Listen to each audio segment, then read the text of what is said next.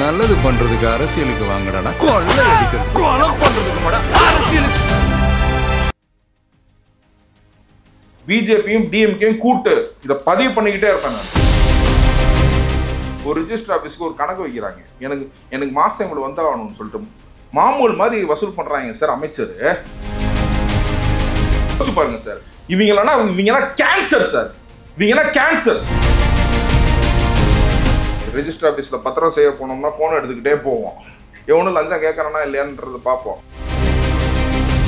இந்த எந்த கவர்மெண்ட் டிபார்ட்மெண்ட்டில் லஞ்சம் வாங்கலை சார் நீங்கள் சொல்லுங்க. இவங்க இந்த பாலிடிக்ஸை சாக்கடைன்னு சொன்னாங்களா சார், புரிஞ்சுங்களா? இங்கே தாவேக்கால இறங்கி இதை சுத்தம் பண்ணுறதுக்கு வந்திருக்காங்க.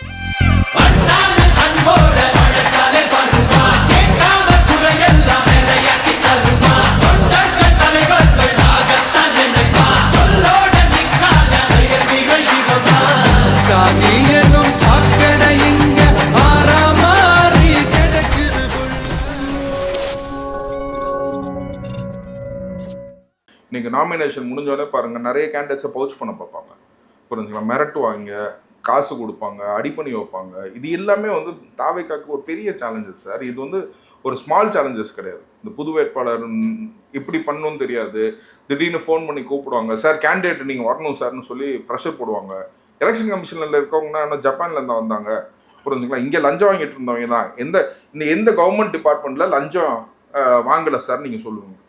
அந்த லஞ்சம் வாங்குற டிபார்ட்மெண்ட்லேருந்து தான் இன்னைக்கு எலெக்ஷன் கமிஷனில் உட்காந்து வேலை பார்க்குறாங்க. ஸோ அது பெரிய ஒன்றும் நீங்கள் எலெக்ஷன் கமிஷன்னா நீங்கள் அப்படியே நினச்சிட வேணாம்.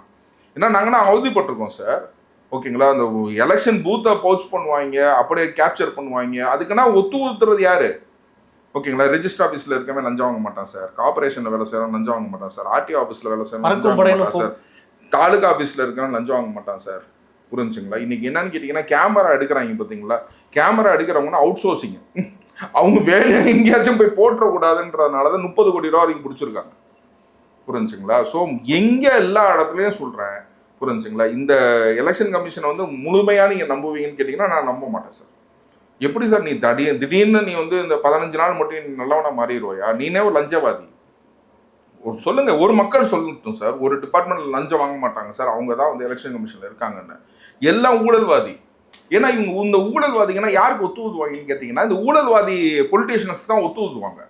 ஸோ இதுக்கு மாற்று சிந்தனையாக வர்றது தான் பார்த்தீங்கன்னா தாவேக்கா. ஸோ அப்படிங்கும்போது அந்த லைனில் நீங்கள் உட்காந்து பார்த்தீங்கன்னா இந்த இடையூறு கொடுத்துக்கிட்டு தான் இருப்பாங்க. நான் சொல்கிறேன் இப்போ பிஜேபியும் டிஎம்கேயும் கூட்டு இல்லைன்னு சொன்னால் சிற்றரசு கூப்பிட்டு உட்கார வச்சு விசாரணை பண்ணுப்பா. அப்போதான் உனக்கு போலீஸ் டிஎம்கே போலீஸ் இப்போ இருக்கிற எலெக்ஷன் கமிஷன் போலீஸ் தானே தூக்கி கொண்டு உட்கார வச்சு விசாரணை பண்ணும், ஒரு முடிவு தெரியும், ஓகேங்களா? அந்த கேண்டிடேட் எப்படின்னு சொல்லி முடிவு தெரியும். இன்னைக்கு ஜாஃபர் சாதிக்கோட பணம் சார் இன்னைக்கு அவன் ஆளுமையில இல்லை சார். ஜாஃபர் சாதிக்கு நாளைக்கு ஆளுமைக்கு வந்துட்டான்னு வச்சுக்கோங்க, இந்த மாதிரி ஆளுங்களை வச்சு ஜாஃபர் சாதிக்கு அப்படிங்கும் போது எப்படி நடக்கும்ன்றதை நீங்க யோசிச்சு பாருங்க. ஸோ இன்னைக்கு அமீர் நீ பிஸ்னஸ் பண்ண ஒரு அமீரை நீ உட்கார வச்சு இவ்வளவு விசாரிக்கிற. பொலிட்டிக்கல் ரீதியா அவனுக்கு அடையாளம் கொடுத்த சிற்றரசை என்ன விசாரணை பண்ணீங்க? கேள்வி கேட்கிறேன் சார். நீ விசாரணை பண்ண இல்ல, அதுதான் சொல்றேன். டிஎம்கேயும் பிஜேபியும் கூட்டு, பிஜேபியும் டிஎம்கேயும் கூட்டு இதை பதிவு பண்ணிக்கிட்டே இருப்பேன் நான்.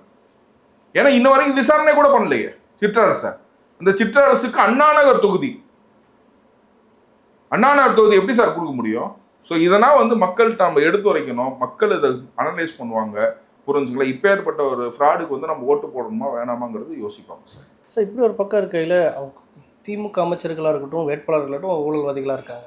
ஒரு பக்கம் விஜய்க்கு அனுமதி மறுத்துட்டே இருக்கிறது, வில்லிவாக்கத்தில் 1 hour, டி நகரில் 1 hour, இப்படி கொடுக்குறதெல்லாம் எப்படி பார்க்குறீங்க சார்? இன்னைக்கு பார்த்தீங்கன்னா டிஜிபியை மாற்றிருக்காங்க.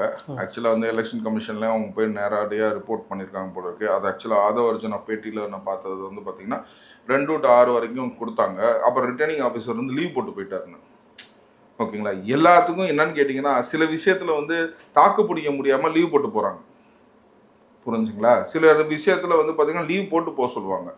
ஜனநாயக படத்துக்கு லீவ் போட்டு போகும்பாங்க. இங்கே ரிட்டர்னிங் ஆஃபீஸர் உங்கள் தொல்லையே வேணப்பா, ஏன்னா அவர் 2 to 6 பர்மிஷன் கொடுத்துட்டாரு. அதுக்கப்புறம் 2 to 3 மாற்ற மாட்டுது. 2 லெட்டர் எப்படி கொடுக்க முடியும் ஒரு பர்சன்?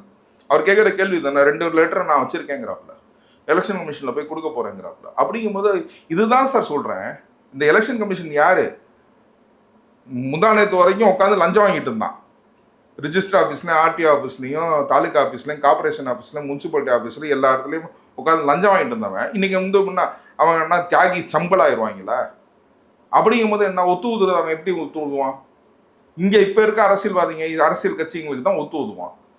புரிஞ்சுங்களா? இதுதான் நான் சொல்கிறேன். இதெல்லாம் மாற்றம் போகணுன்னா கொஞ்சம் கொஞ்சமாக எவால்வ் ஆகணும்னு கேட்டிங்கன்னா, இவங்க வந்து இந்த பாலிடிக்ஸை வந்து சாக்கடைன்னு சொன்னாங்களே சார். புரிஞ்சுங்களா? இங்கே தாவேக்கால வந்து இறங்கி இதை சுத்தம் பண்ணுறதுக்கு வந்திருக்காங்க சார். இந்த சாக்கடையை வந்து சுத்தம் பண்ணுறதுக்கு தான் இன்னைக்கு தாவேக்கா இறங்கி இருக்குன்னு சார். இப்படி ஒரு பக்கம் இருக்கையில் தொடர்ச்சியாக விஜய் சார் இப்படி முடக்கிட்டு இருக்கனால, தொகுதிக்கு போகாமல் இருக்கனால ஒரு இன்னும் செல்வம் குறைதானே செய்யும் சார். மக்கள் புரிஞ்சுக்குவாங்க சார். இன்னைக்கு வந்து மக்கள் புரிஞ்சுக்குவாங்க. ஆண்ட முன்னேற்றத்தில் வந்து என்னன்னு கேட்டிங்கன்னா, நம்ம டிஜிட்டலைசேஷனுக்கு நம்ம வந்து மாற்றிட்டோம். ஒரு கொரோனான்ற ஒரு கொடிய நோய் வந்து ஒன்று கற்றுக்க வச்சுச்சு. இன்றைக்கி வந்து பார்த்திங்கன்னா, இன்றைக்கி எல்லா பிரச்சனையும் போய் ஊடகம் வழியாக நம்ம வந்து சேரணுன்றதில்ல.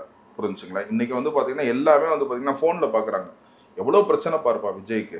விஜய் வரணும்னு நினைக்கிறாப்புல, வர விட மாட்டாங்க பாரு அப்படின்னு நினச்சி அந்த மக்கள் இது பண்ணுறாங்களே.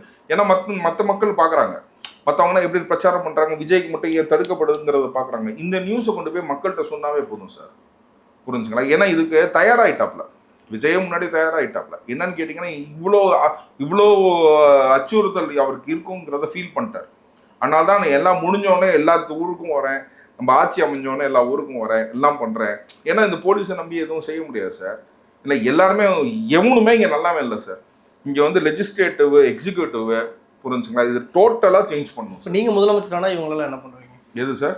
விஜய் முதலமைச்சரானா போலீஸ் சரியில்லைன்றீங்க, எல்லா துறையும் சரியில்லைன்றீங்க, அப்போ என்ன பண்ணுறீங்க சார்? ஆக்சுவலாக லஞ்சம் ஒழுப்பு ஒன்று சார், ஒன்றும் இல்லை சார். கார்பரேஷனில் 1020 கோடி வாங்கிட்டு தான் போடுறாங்க. இப்போ இதை நேர்மையாக நீங்கள் இன்னொருத்தர் யங்ஸ்டர்ஸ் நீங்கள் எடுத்து போட்டிங்கன்னு வச்சுக்கோங்க சார், இருக்கிற திருட்டு பெருச்சாலைன்னா ஒன்றும் பண்ண முடியாது. புரிஞ்சுங்களா? ஏன்னா ஃப்ளையிங் ஸ்குவாடு, நான் வந்து என்ன சொன்னேன்னா, விஜய் அவர்களுக்கு ஒரு கோரிக்கையை வச்சேன். மக்கள் ஓகேங்களா, மக்கள் கரப்ஷனை எதிர்த்து இப்போ எப்படி ஃப்ரெண்ட்ஸ் ஆஃப் போலீஸ்னு வைக்கிறாங்க ஓகேங்களா, ஃப்ரெண்ட்ஸ் அகேன்ஸ்ட் கரப்ஷன் அப்படின்னு சொல்லிட்டு ஒரு இயக்கத்தை உருவாக்குங்க, எல்லாத்தையும் உருவாக்குங்க. எல்லாருமே எடுப்போம், எல்லாருமே ஃபோன் எடுத்துக்கிட்டே போவோம். ஓகே, ரெஜிஸ்டர் ஆஃபீஸில் பத்திரம் செய்ய போனோம்னா ஃபோன் எடுத்துக்கிட்டே போவோம். எவனும் லஞ்சம் கேட்குறானா இல்லையான்றதை பார்ப்போம். இது எல்லாமே மேலே இருக்கவங்க. இப்போ ஒன்றும் இல்லை சார், ஒரு ரெஜிஸ்டர் ஆஃபீஸ்க்கு ஒரு கணக்கு வைக்கிறாங்க. எனக்கு மாதம் இவ்வளோ வந்தாகணும்னு சொல்லிட்டு மாமூல் மாதிரி வசூல் பண்ணுறாங்க சார் அமைச்சர். ஓகேங்களா? அவர் அமைச்சர் வீட்டு கல்யாணத்துக்கு எந்த ரெஜிஸ்டார் போலையோ வந்து ரெஜிஸ்டர் ஆஃபீஸில் உட்காந்து லஞ்ச பணத்தை வாங்கிட்டு போகிறாரு. எனக்கு மொய் எழுதணும்ப்பா, நீ அந்த மொய் காசு கொடு அப்படின்னு. நீ கல்யாணம் பண்ணதுக்கு ரெஜிஸ்டர் ஆஃபீஸ் உட்காந்து அவன் அப்படிங்கும் போது அவன் லஞ்சம் வாங்கிட்டு தான் இருக்குமா. இன்னைக்கு அந்த எக்ஸிக்யூட்டிவ்ல இருக்கிறவனா அவனுக்காக சம்பாதிக்கிறானான்னு நீங்கள் பார்த்தீங்கன்னா, அவனுக்காக சம்பாதிக்கிறான்னு பார்த்தீங்கன்னா மேலே இருக்க கொடுக்கணும். இல்லைன்னா நீங்கள் போஸ்டிங் கிடையாது, கிராமத்துக்கு போயிடுவேன்.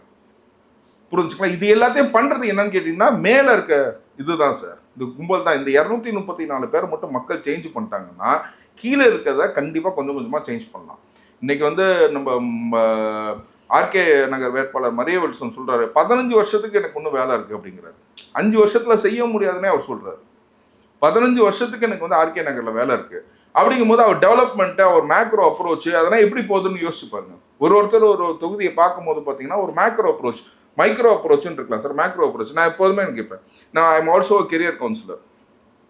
ஓகேங்களா? நான் கெரியர் கவுன்சிலிங் பண்ணும்போது நினைப்போம், 3 மாதத்தில் என்ன பண்ணுவேன், 6 மாதத்தில் என்ன பண்ணுவோம், 1 வருஷத்தில் என்ன பண்ணுவோம், 3 வருஷத்தில் என்ன பண்ணுவோம், 5 வருஷத்தில் என்ன பண்ணுவோம், 10 வருஷத்தில் என்ன பண்ணுவோம், 25 வருஷம் கழிச்சு என்ன பண்ணுவோன்னு கேட்போம். இதெல்லாம் யோசிக்க வச்சிங்கனாவே, மக்களை இதெல்லாம் யோசிக்க வச்சிங்கனாவே மக்கள் தெளிவாயிடுவாங்க சார். மக்களுக்கு இது நம்ம போய் ப்ரெசென்ட் பண்ண வேண்டியது என்னன்னு கேட்டிங்கன்னா, இது இப்போ சரியாகாது, இது இந்த வாழ்முறை இப்படி தான் இருக்கும். 10 வருஷத்துக்கு முன்னாடி நம்ம எப்படி இருந்தோம், 5 வருஷத்துக்கு முன்னாடி எப்படி இருந்தோம், இப்போ அதே வாழ்முறை எப்படியே கண்டினியூ ஆகுமா? இந்த 234 பேர் மாற்றினாவே கீழே இருக்க எக்ஸிக்யூட்டிவ் கமிட்டி வந்து கொஞ்சம் க்ளீன் ஆகும் சார். க்ளீன் ஆயிடுச்சுன்னா நெக்ஸ்ட்டு வர அப்கமிங் கமிட்டி லஞ்சம் வாங்காமல் ஒருத்தனை கொண்டு வந்தீங்கன்னா அவன் எதுக்கு சார் லஞ்சம் வாங்க போகிறான் சார்? ஒருத்தர் 40 லட்ச ரூபா கொடுத்துட்டு வேலையை வாங்கினா அவன் என்ன சார் உத்தமனாக இருப்பான்? யோசிச்சு பாருங்க சார். இவங்கெல்லாம் கேன்சர் சார், இவங்கெல்லாம் கேன்சர். உண்மையிலே நான் சொல்கிறேன் சார், இவங்கன்னா கேன்சர். ஒருத்தர் 40 லட்ச ரூபா நீ ஒருத்தனுக்கு காசு வாங்கிட்டு வேலையை போடுறீங்க, அவன் என்ன உத்தமனாக இருப்பான்? அவனுக்கு குத்தம் சொல்லணுமா? 40 லட்ச ரூபா வாங்கின அவனுக்கு குத்தம் சொல்லணுமா? சொல்லுங்க. இதுல இந்த செந்தில் பாலாஜி வந்து காசே வாங்கிட்டு வேலையும் கொடுக்கல. இவங்க சார் ஒருத்தர் பத்தியும் நம்ம பேசலாம் சார், ஒருத்தரை பத்தியும் பேசலாம். லிஸ்ட் எடுத்துட்டு வாங்க. 234 தொகுதியில திமுக ஒதுக்கின ஆளுங்களை எடுத்துட்டு வந்தீங்கன்னா தொகுதிக்கு ஒருத்தனை பத்தி நான் பேசுவேன். அப்படியே பேசணும்னா வரிசையா வந்துகிட்டே இருக்கும். இவங்க பண்ற ஊழல் இது மொத்தமா வந்து பாத்தீங்கன்னா எல்லாமே ஊழல் தான். நீங்க டிக் அடிக்கணும்னாவே நீங்க ப்ராடா இருக்கணும். நீங்க ப்ராடா இருந்தாதான் வந்து திமுகல உங்களுக்கு சீட்டு.